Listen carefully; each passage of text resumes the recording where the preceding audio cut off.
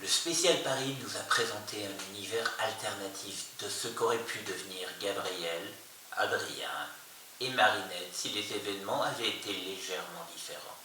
Mais vous êtes-vous seulement demandé quel est le changement qui a engendré ce monde aux antipodes de celui de la série originale? Personnellement, j'ai ma petite théorie. Je pense qu'elle est assez convaincante, alors restez bien jusqu'à la fin de cette vidéo. À la question « Qui est le suprême ?», tout le monde s'accorde pour dire que c'est Maître Fou. Alors, je suis d'accord, seulement il y a juste un truc qui m'embête. Le seul argument que j'ai entendu, c'est tout est inversé, donc c'est logique que ce soit lui. Mais je trouve que cet argument est à la fois facile et extrêmement bête, parce que déjà tout n'est pas inversé, Alia et Nino ne sont pas devenus des méchants que je sache, et surtout, il y a une raison pour que Hesperia ait bien tourné et que Griffe Noire et Toxinelle aient basculé du côté obscur. Maître Fou dans la série, examinons ses raisons. Maître Fou dans la série originale nous est présenté comme un personnage extrêmement sympathique, même si personnellement j'ai jamais pu le saquer. Cependant, si l'on se penche objectivement, indépendamment de ce que je pense, sur ses actions, et qu'on y réfléchit un petit peu, on se rend compte qu'il a un côté sombre. À chaque fois qu'il apparaît, il fait des dingueries. Mais j'expliquerai ça dans d'autres vidéos. D'après Maître Fou, tout a commencé par un accident, il y a 172 ans, au Tibet, dans le temple des gardiens. Après une nuit de jeûne, il a créé un sentimonstre pour lui ramener à manger, mais comme ses sentiments étaient confus, cela lui a donné un être instable qui a détruit le temple, il a perdu son bâton, et les boîtes de Miraculous ont été mangées, vous connaissez les bails. Je trouve personnellement que cette histoire, elle ne tient pas la route. Ce pour 3 raisons, je vais l'expliquer. La première,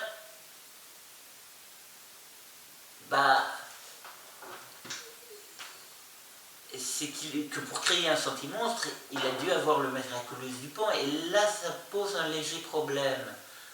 Vous ne voyez pas?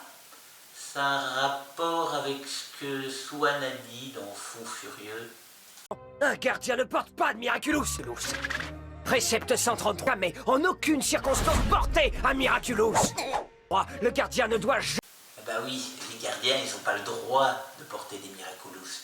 Donc, pour leur apprenti, encore moins. Donc déjà, là, c'est pas logique.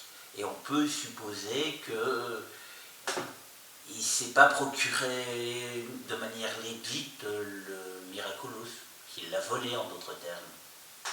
Ensuite, il dit qu'il a perdu son bâton dans la panique. Alors, très bien, cela justifie la perte de contrôle du sentimonstre. Seulement, à ce moment-là, il reste le porteur du Miraculous du Pan, il est transformé, et donc, qu'est-ce qui l'a empêché de claquer des doigts pour mettre fin à l'existence d'un sentimonstre? Je rappelle que ce n'est pas la personne qui détient la moque qui a le pouvoir de mettre fin à son sentimonstre. Lui, il a le pouvoir juste de donner les ordres. Le seul qui a le pouvoir de mettre fin à la vie d'un sentimonstre, c'est le porteur du pan.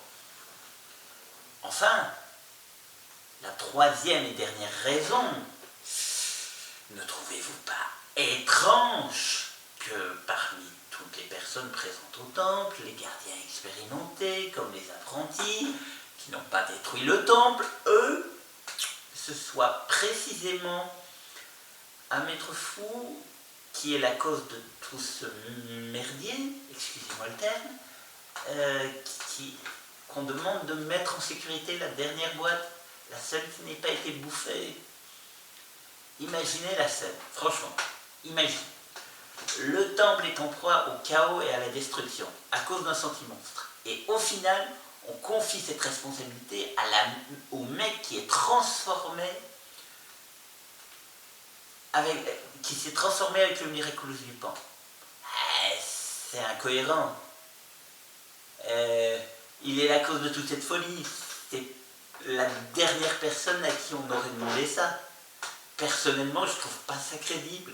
Ça tient pas debout. voilà, alors voilà ce qui s'est passé selon moi.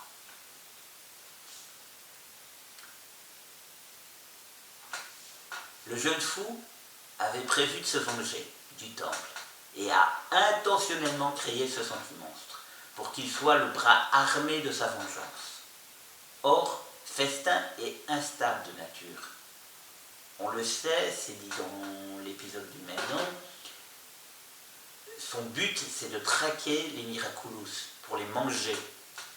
Donc, Fou avait pour but de s'emparer des Miraculous. C'est pas une conséquence collatérale. Or, le Miraculous le plus près au moment de sa création, c'est lequel? C'est celui du pan. Donc, je pense qu'avant qu'il ait pu donner un ordre à Festin, celui-ci l'a attaqué, et suite à cette attaque, le Miraculous du pan a été arraché, il est tombé et il s'est cassé. Et à partir de là, il était totalement hors de contrôle et il ne pouvait plus rien faire. Alors, le jeune apprenti s'est transformé de force, donc le Miraculous du pan est brisé, il lui est inutile sur le moment, donc il abandonne. Dans l'univers alternatif, par contre, ça se serait passé autrement, exactement comme Maître Fu, Wang Fu, l'avait prévu. Festin a mangé les 5 boîtes, détruit le temple, et une fois sa vengeance accomplie, il l'a libéré de son existence.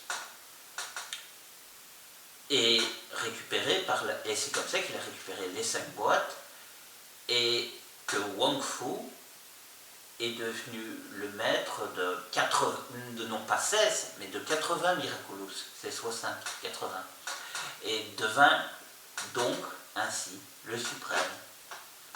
Je pense faire une analyse, voilà c'est tout, je pense faire une analyse de Wang Fu dans mes prochaines vidéos. Je pense que normalement, si celle-ci est la première partie, il devrait y en avoir 4. Vous verrez, normalement, je sortirai une fois par semaine une vidéo.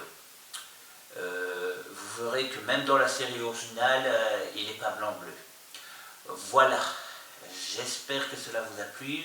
N'hésitez pas à liker si c'est le cas, à vous abonner, ça fait plaisir. Merci, au revoir.